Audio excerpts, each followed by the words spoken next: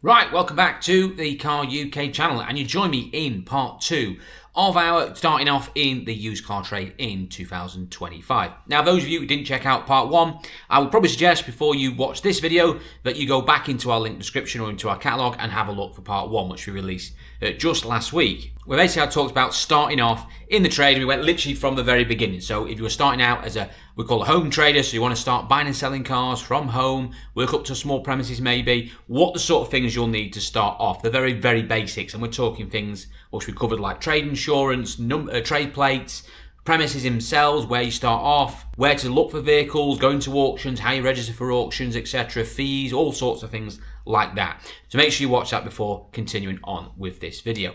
Now, in this part, we are going to cover some more elements. We're now looking at basically what type of vehicles you're looking to buy. Also, we're going to be talking about advertising. We're going to talk on consumer rights. We're going to talk about warranties, etc. And also, we're going to talk about really important things like when you bought vehicles, how you're going to repair them, who's going to do your valeting, who's going to do your bodywork, where to look for these things, what you should be paying, etc. like that. So let's get down to it. So, okay, we're starting out now. So we've got a trade plates, we've got a trade insurance, we've got somewhere to base ourselves with. Let's say we're doing it from home in this instance. We've got a few spaces. We want to get out to buying and selling. We've already talked about you can go buy from private individuals, you might go to auctions, whatever it is you're going to do, that is now set up and ready to roll. Now, you want to go and decide what type of vehicles it is that you want to really deal in. Now, the reality is I can give you loads of suggestions on what vehicles to avoid and what not to buy, etc. We could be here for hours. All I'd say to you is if you haven't watched my content previously, go and watch it, because I do talk about which vehicles I think are particularly bad and which ones are all right, and you'll get a general gist of it. But the reality is, whatever you decide to get involved with is a decision that you're going to have to make. The simple ones, personally, and this is just my view, is to focus more on the cheaper end of the market. So for instance, anything sort of sub £5,000, very similar to what I do, that's where a lot of car dealers start off anyway. And then when they build themselves up, they usually get on to this more expensive stuff where there's more money involved with them and finance when they get to maybe pitch size, etc., or grow the business. Not many stay at where I am now, but most of them start there with the cheapest because they're easy to buy, they're generally low risk, they're a lot less complicated usually to work on, and also as well, buying parts of them is a lot cheaper, and there's an abundance of used parts available. And as a rule of thumb, particularly this sort of few grand car market, cars that are a few grand, those types of vehicles are the easiest things to sell. Far easier than selling 20 grand cars, trust me. Not as much money in them, but very easy stuff to sell.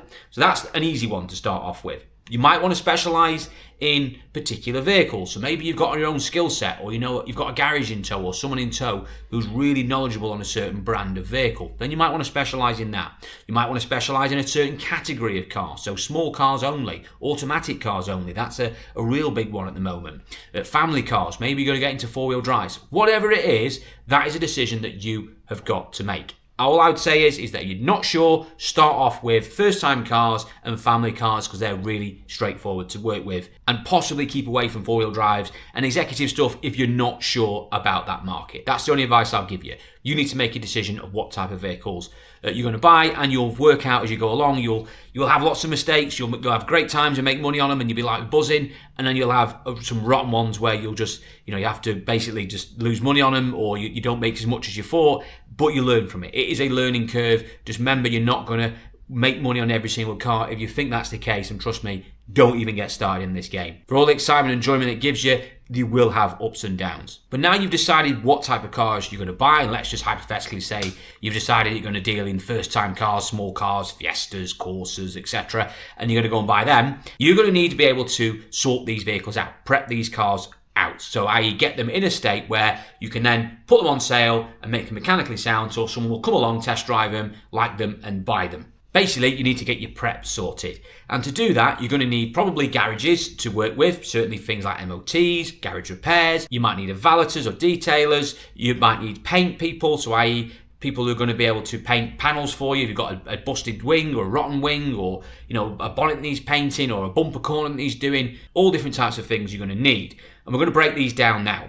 I'll say first off, the biggest advantage you are going to have starting out in the used car trade, particularly at the very beginning here, is when you've got your own skill set. So if you are one of these 4 things, if you are mechanically minded, if you are a painter, or you've got paint experience, or you can do a little bit of paint, you're all right at it, or maybe you're a really good valeter, you can make a car look $1 million. Those 3 things in particular are going to give you major advantages, because ultimately, if you can do those jobs, you're not necessarily going to pay someone else to do them for you, which is going to save you a lot of money in that sort of first early days. And will give you a massive advantage over, say, someone else who, let's just say option 4 is a good salesperson. I'm not saying that isn't important. If you're a brilliant salesman, that is a brilliant, great skill to have, and it will certainly help in buying and selling cars, obviously. But if you're a great salesman and you can fix cars and be more hand-on, that is certainly going to be more of an advantage. It's a bit obvious, really. You know, if you're going to go to an auction and you're quite mechanically minded, you can know by driving a car that it needs brakes and you can do them yourself, or it's got a noisy chain. You're going to be able to diagnose things and work things out what are going to need work doing to them. It's obvious. Same if you're a painter. Going to see your cars, you can go and focus on stuff that needs paint. So you can go get the cars that might mechanically sound all right, but are just a bit scruffy, and you can think, well, I can mint them up. That is, again, a way to make money out of it. Because buying cars that need paint, which you can then do, is going to give you a major advantage over the next chap who's going to have to pay someone to do that. Same with even detailing and valeting. If you're a brilliant valeter, I've seen many people over the years who've bought reasonably clean, mechanically good cars that are just looking a bit scruffy, and have just minted them up and put them in other auctions, or just minted them up and basically put them back on sale, and have made money out of them. Of the 3 skill sets there, so mechanicking, valeting, and also bodywork, obviously of the 3, and there's no disrespect to valeters, valeting is the least important. If you have got bodywork or mechanical knowledge, that is going to be far more of an advantage. But valeting is a good skill to have. And again, say if you're turning over a handful of cars a month and you're doing your own valeting, it gives you something to do, but also it is actually saving you a little bit of money, because a good valeter now can cost you somewhere between £50 and £80 a car, even trade. So is a little bit of advantage there. But let's just say, hypothetically, in this situation, that you are a cracking salesman, but you are useless at valeting, or you don't want to do it, which I completely understand. I don't like valeting. You've got no mechanical knowledge, and you can't paint a panel to save your life. What are you going to do? Well, you're going to need to get tradespeople in. So you're going to need to find people who are going to facilitate that for you. So let's start off with the easy one first, which is finding a valeter. Well, there is an abundance of valeting places around that will take on trade work. Go and speak to them. You can find lots of them in the most major towns. Go and speak to them and say, look, I'm a trader. What is your trade valet rate? And pretty much all of them will have traders who go there and use them. And, valeting in the northwest of England, where we are now, I can go get a car to made like $1 million for about £60. It will vary down south, I'm sure. But round here, 60 quid, maybe 30, 40 quid more down south, maybe 80, 100 quid maybe. But you can build that cost in. It's pretty straightforward to work out what it's going to cost you to valet a car. The next one is your bodywork. So maybe you need to get someone to do some paint for you. Maybe you've got a bumper corner that's all damaged and scuffed, or you've got something more serious like a scrape down a door or something like that. Well, you're going to need one of 2 things, either a body shop or what we call smart repair. Smart repair is more sort of you guys who come out in vans. So these are like companies like Revive, for example. They're quite popular, and there's lots of other people who do smart repairs. They basically come out to you, they have everything on board their vans, and they will do things, small panels and stuff like that. So bumper corners, they might do a front bumper or rear bumper, for example, maybe an arch or a wing or something at best, but they're not going to be doing like full sides of cars. So if you've got a scrape down a door which is going into a wing, they're probably not going to be doing that sort of work outside, but they'll do little bits, and they'll tell you when they come out if they can do it or not. Smart repairs are generally a little bit cheaper than body shops in most cases. There is a massive advantage to them because they're more convenient. So i.e., if you get the smart repair out, he comes to you, the car doesn't have to move. If it's just a bumper corner, he'll probably have it done within an hour or 2. You pay him and it's done. He's not going to send the car away where it can be at a body shop for a length of time. So there is that advantage. The disadvantages to smart repair is that most of the time it's done outside, so there can be instances where the finish might not be as good as it went to a body shop. But generally, if they're a decent smart repairer, it might not be a 10 out of 10, but it certainly be an 8 out of 10. So it'll be acceptable, and that's what we're looking for. We're not looking for concourse, we're looking for things to look better than they were, looking for things to look smarter. So that is one option, smart repair, and you can find loads of those. Type them in your local Google search, and you'll find smart repairs companies who come out to you all over the UK. make sure when you're ringing these guys up that you're saying you are a trader, say I'm a trader, I'm a home trader, whatever it is, what do you charge trade rates? You need to emphasize that you're not Joe Public, that you are a trader, and if they are doing lots of trade work, they'll understand and they'll give you what's called the trade rates. An example, and this is purely an example of me based in the Northwest, what I pay here. I mean, I don't get many smart repair people out, but I have had them out for other customers we've done some work for where they've had smart repair people in to do their own cars. They generally charge, for example, do a bumper corner around £100 for a bumper corner, maybe slightly less than that, sometimes £80 as low as. Wheels, they'll do wheels, a lot of them, so they'll just do like fascias of wheels. That's something simple like that, can be £40, maybe £50-60 if it's a diamond cut wheel. If the wheels are really bad and have to go off, it's more like £70 or £80. That gives you an idea where smart repair is. Front bumper, £170 maybe they might charge you, something like that. That's roughly where you're going to be at. Now, it's more in depth, you might need a body shop, and I would always say to you that you need to find a body shop regardless anyway, because you're bound to get cars that you're going to buy from auction that are going to need paint, and what you don't want to do is just keep having to go and find the cars that auction or privately that require literally no paint at all. In an ideal world, we'd all love to do that, but the reality is that most cars have been on the road for a decade or so. You're probably going to be buying in the first instant, they're going to have marks on them. They're going to have been involved in accidents and stuff like that, or caught, or hit a gate post, or whatever, or someone's caught them with the keys or whatever. They're going to need a degree of paint. And at the end of the day, if you're just going to try and focus on the very small amount of older cars that don't need any paint at all, you are going to restrict yourself to a very, very small market. And at the end of the day, if we see really clean cars go through auctions or on Facebook or whatever, or in Auto Trader, everybody wants those type of vehicles. All the traders want those vehicles that don't need no paint, and they'll pay extra money premiums for them, because the reality is that they haven't got to send it away. It's done, dusted. They can put it pretty much on sale. At least they can bypass the paint process, get it in the workshop, get it sorted, or get it into the mechanic, get it sorted, and get it out on sale as quick as we can. We all want the cleanest cars. So if you can find a good body shop who can basically say, right, well, I'm going to buy this car that needs a door painting and a wing painting. It looks terrible, but when it's done, it'll be right, and you're going to get a massive discount for it because everyone else is going to turn their nose up at it. That is a major advantage. So getting a body shop, and a good one in tow, is a brilliant tool to have in the chest, because then you can start focusing on the stuff that mechanically is half right, or you can make right, but Bodywork's a bit lacking, and you can turn them around. Go and speak to body shops. Keep away from the big accident repair places. They are not interested in working with motor traders at all. You're looking for these smaller independent body shops, a couple of people maybe at best, or a few members of staff, the smaller outfits. They are generally going to be doing, most of their work is going to be for the trade. They'll have some private work they'll do, maybe some of them will do a bit of classic work, but they're going to have an influx of trade that is the backbone of their business. So go and speak to them, and again, explain to them that you're a motor trader. Are you taking on trade work at the moment? If so, what do you roughly charge?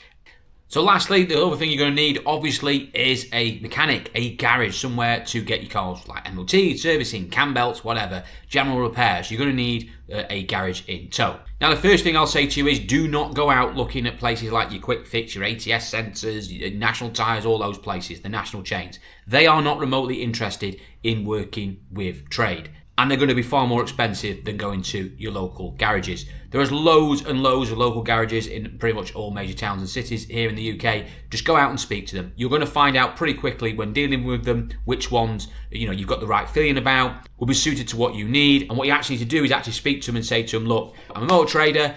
Do you take on trade work at the moment? I'm looking to get my car servicing and just general diagnostics and general repairs. Is that something you can help me with? Once you've established that, you can get a rough idea of costings, etc., and then just give them a try on something. That's basically all you can do. One piece of advice I'll give you, when you're going around asking garages, do you take on trade work? Do it with a bit of confidence. Do not tell people that you have just started out in the motor trade. The garages are not interested if you've just started out. In fact, that's a bit of a turn off to them, because the reality is you're probably not going to be a serious trader to them. You're probably not going to bring in a regular work to them. You're going to put a barrier up straight away, even though you might even have a great relationship with this garage and you get on really well with them if they gave you a chance. Don't set yourself up to fall from the offset. Just go in there with confidence and say, look, I'm a motor trader, I buy and sell vehicles, I need someone to basically look over them, do mechanicking for me, my servicing, stuff like that. Is that something you can do? Keep it brief. And people will come back to you and say, if they're not interested, point blank no, in which case move on. But I guarantee you will find garages will work with you. Even though you're starting out, even though it's obviously you're going to be a bit wet behind the ears, go in there with some confidence, because if they see weakness garages, you're just not going to be looked at as a serious customer, and you don't want that to be the case. And the one thing I'll say to you is, when you do find a good garage, someone you can build up a relationship with, make sure you look after them, because a good mechanic is worth his salt, particularly if they are really good at things like diagnostics and electrical issues, because believe me, you are going to get problems with those items on pretty much any car you buy these days. They all have got sort of electrical gremlins, little silly things like that. So a good garage is worth its weight in gold. So make sure when you get a good one, you look after them. Right, so now you've got yourself a garage set up, you've got some idea where you're going to take stuff to paint, or you've got smart repair people in tow, you've got a local valeter down the road there who's going to sort it all out for you. Just a quick bit of advice really on mechanicals. Again, if you've got no knowledge, or even you've got a little bit of knowledge and you want to try and work on a few cars yourself and learn, that is definitely something I would recommend you do. If you want to be hands-on, if you've just got no experience of mechanicals, you can do the bare basics. Learn to do things. Honestly, it will give you so much knowledge when buying vehicles by getting hands-on on cars. Even things like changing your own disc and pads or doing your own servicing and stuff like that. It's going to save you a little bit of money, but it'll give you lots of extra knowledge. Other things you can do as well, diagnostic machines. Go and buy yourself a cheap diagnostic machine. You don't have to go and spend thousands of pounds on one. You can buy a brilliant diagnostic machine these days for literally £100, not even that now. I advertise for Top Don a lot on my channel, say that some of their machines, which I'm sure we'll have an offer on in the next week or so, they have machines like the ArtDiag 600S and the ArtDiag 900BT, I think they're on now, or the ArtDiag Pro. These machines from £100 to £300 are absolutely brilliant. You can scan the car, even if you're not unsure what the codes are that you're reading, you've got an engine light on or an airbag light on or whatever, Google is your friend, YouTube is your friend. There's plenty of people out there who've experienced the same issues and they've vlogged about it and fixed and cured it. You can learn so much. And if it's something straightforward like sensors, you might even actually be able to fix it yourself and save yourself a little bit of money and gain some knowledge. So definitely do that as well. Don't be scared to get yourself hands-on. Right, so now you've got yourself a garage set up, you've got some idea where you're going to take stuff to paint, or you've got smart repair people in tow, you've got a local valeter down the road there who's going to sort it all out for you. You're picking your cars up, you're getting them into the garages, you're getting all the mechanicals done, you're getting the smart man out, he's going to do a couple of wheels for you, a bumper corner, get it off to the valeters, get it looking nice. You now got the car looking $1 million. What are you going to do with it? Well, now we need to get it advertised and get it up for sale. And then you've got other sites like Gumtree or Motors, or you've got eBay as well, classifieds. These are your main sites where you're going to be selling your cars. Now, of all of them, the main three you're probably going to look at using are AutoTrader, eBay classifieds or the auction, or Facebook Marketplace. Now, all of those platforms are going to need one thing, which is pictures of the vehicle. That is the most crucial bit. Taking pictures of cars is really, really important. This is just as important as making sure it's been valeted and it isn't full of dog hair. It is so important because this is basically your shop window to the public showing your vehicle. So what you don't want to be doing is taking really rubbish pictures of a rubbish phone or rubbish camera. Don't do that. Get yourself a decent camera phone that's going to take nice pictures, high definition pictures obviously, and get proper stage pictures. If you're unsure what I mean, go on AutoTrader and actually look at car dealers' pictures in general. Now, obviously, you look at things, posh ones with backdrops and stuff, you don't necessarily need all that. Take it to a nice place to be pictured. Don't be picturing it somewhere that looks like it's rough as a bear's ass. Take it somewhere nice. There's plenty places around where there's a nice scenery or backdrop.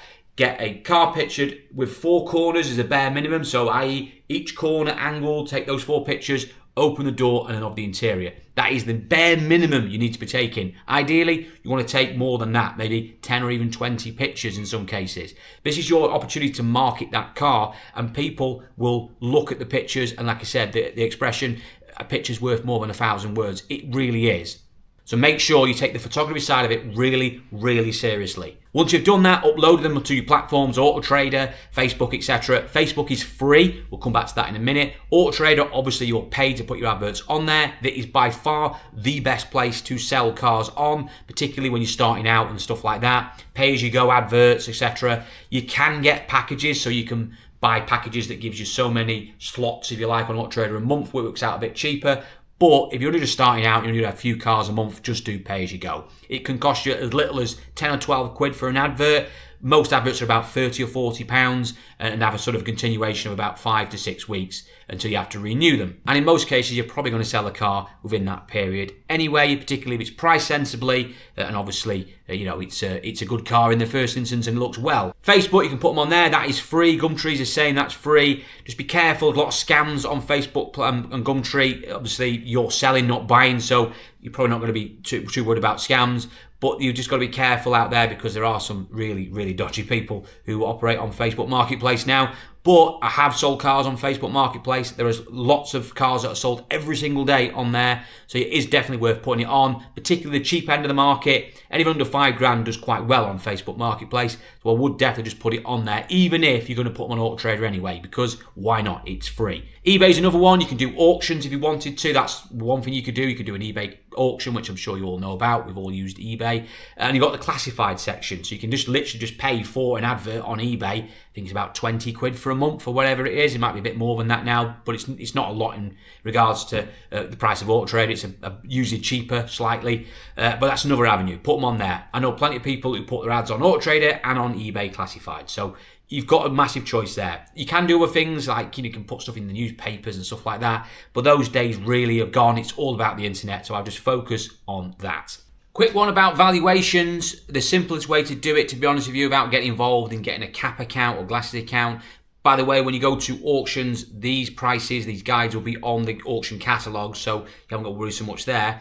But if you're looking for prices of what stuff can worth to retail to sell, then basically the easiest way of doing it and the cheapest way is to go on Auto Trader and basically take your car, this is the way I do it, and try and find it within a sort of 60 to 80 mile radius as an example. Not saying that's gospel that, but it's just a radius that I use because most people don't travel more than 60 to 80 miles for a sort of standard cheap bread and butter car. Obviously there'll be exceptions, but rule of thumb, if you keep within that area, you're going to find sort of what the realistic price is of your car in that sort of market area.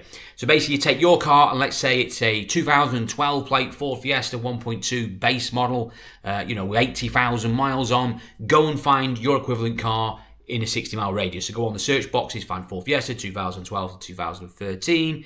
No more than 80,000 miles or 90,000 miles. We just want to edge it a little bit. 60 mile radius, and then basically go from low to high.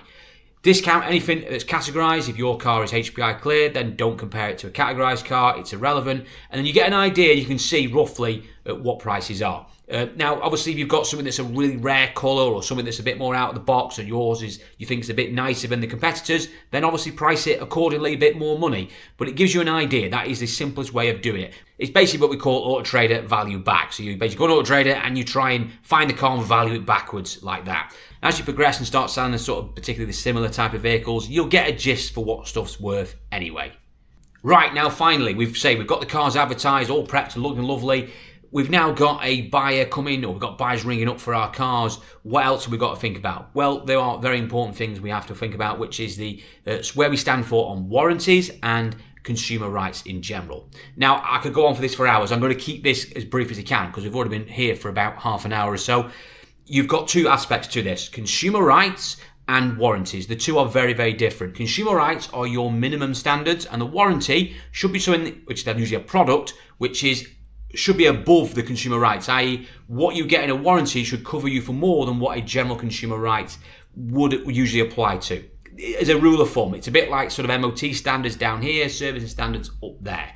The rules in the UK for selling a used car to a member of the public, it is completely different to trade and to businesses. But if you buy a car as a motor trader, as part of a business, and you sell it to a consumer, that consumer has rights as standard under Consumer Rights Act 2015. Those basic rights mean that if there was a problem with the vehicle in the first 30 days and the vehicle is unfit for purpose, then they basically have a right to reject that car and give it back to you. And there is very little you can do about it. I would definitely suggest that you go and read the Consumer Rights Act. We can't go too much into it in here, but as a rule of thumb, very basic, the first 30 days, if they have a major problem with a vehicle, they can basically turn around and say to you and reject the car, and you would have to give them a refund. So make sure your cars, to the best of your knowledge, are going out right, because that first 30 days is really important. That doesn't mean if someone rang you up after a week or so and their engine light came on, but you can't deal with them, or you can speak to them and say, look, let's get it repaired, let's get it sorted for you, blah, blah, blah. Whatever that is, you can do that. But if they insist on a to a refund and they give you notice of that, they want to reject the car formally, just remember you do legally have to refund them that money. That doesn't mean that if they cause damage to the car in that period that you can't take damage money for it, because you absolutely can. You can also take mileage allowance if the refund you're offering is after 30 days, but not in the first 30. After 30 days, the rules are different. It goes to 6 months. So you have a 6-month liability period where basically if there's a major fault with the vehicle or the vehicle is not fit for purpose, it's up to you, the dealer, to prove if obviously a customer came back to you with a fault and said to you that we think you're responsible for it, to prove otherwise that fault was not there at the time of repair. So for instance, if they had done 300 miles in a car and the head gasket had gone 2 months into ownership, it's going to be likely that car was already had a failing head gasket at the time of sale. It'd be very difficult, almost impossible for you to prove otherwise. It's likely that you will be having to repair or refund that car. Now, after 30 days, you do have a right as a dealer to repair that vehicle. The customer does have no right to return the car for a refund unless you have the opportunity to repair it first. That is your right. So after 30 days, you have rights to repair. But if you then subsequently repair that car and the issue is fixed, but then later on that same problem recurs back again, they then can request a refund. So always bear that in mind. Like I said, I'm being very, very brief here. It's very complex, the Consumer Rights Act. I would suggest you go and read it. The main things you need to worry about is that there is a liability period, particularly on you, within that first 6 months. It actually goes for a lot longer than that, but in the first 6 months is where it's really going to be a case of there's a major fault with that car in that period, you could be liable. It doesn't mean, on the other flip side to this, obviously it sounds all doom and gloom as a dealer, but if someone rang you up 5 months down the line and said, my gearbox is gone in my car and they've done 9,000 miles in it, that means you've got to repair it. That doesn't mean that like that at all, because it's likely that, well, if they've done 9,000 miles in it, and this has happened to me, by the way, that there's chances of it actually was the fault was there at the time of sale was obviously not the case because they've done 9,000 miles in it in 5 months. It's very difficult to work out the Consumer Rights Act, where it sort of lines are to be crossed. It's a bit of common sense has to prevail. I always say to people, look, if you have a problem with a consumer, it's always best to try and resolve it the best way you can. And one way you can do that is by having a proper warranty in place, which is where warranties come in. As the law goes, you do not have to give any warranty whatsoever when you sell a car to a consumer in the UK, because they have consumer rights as standard. There is no law saying you have to give 2 months, 3 months, 6 months. I hear this crap all the time whenever someone talks about consumer rights, a dealer saying, oh, I've got 6 months warranty by law. No, you don't. I'm not sure what you're reading. Categorically, you do not have any right to a warranty when buying a used car in the UK. Consumer rights are not the same as a warranty. A warranty is something that a dealer will offer directly, so their own warranty, or will give you a policy, sell you a policy, RAC, the AA, lots of other companies that do it, warranty-wise. There's hundreds of warranty companies out there. And they will either give you or upsell you a policy which will last for a few months or 6 months or a year, in some cases even more, and will cover certain items on the car. If you have a problem, you ring up your warranty company, they'll put you in somewhere, or you go to a garage, and if there's an issue that's covered under the warranty, they will reimburse you or will reimburse the garage for that repair. That is how a warranty works. It's not the same as consumer rights. They're useful to have because obviously as a dealer, if a customer rings you up and says, I've got a problem with the car, you can just say, well, go to the warranty company, that's what it's there for, speak to them first, and we'll go from there. So warranties are great to have. The only issue you will find is when dealing in older cars, which is why I do my own warranties rather than buy a warranty, which is probably a more convenient way of doing it, is there's so much exclusion from cars of a certain age, particularly over 8 to 10 years old and higher mileages, that the reality is if I gave someone a 6-month warranty from the RAC, which I could do and pay roughly £70-80 for the policy, the reality would be that it wouldn't cover the most basic of things. So if they actually had an issue with the car, like an engine light come on or it was running rough, it wouldn't cover it anyway. So they'd end up coming back to me. So on that basis, I just do my own warranties. So I effectively just hypothetically in my head go, when I sell a car, I take £100 out, I put it in a pot. You can actually physically do this if you want, but hypothetically I do this in my head. I'm taking £100 out of every car and putting it away.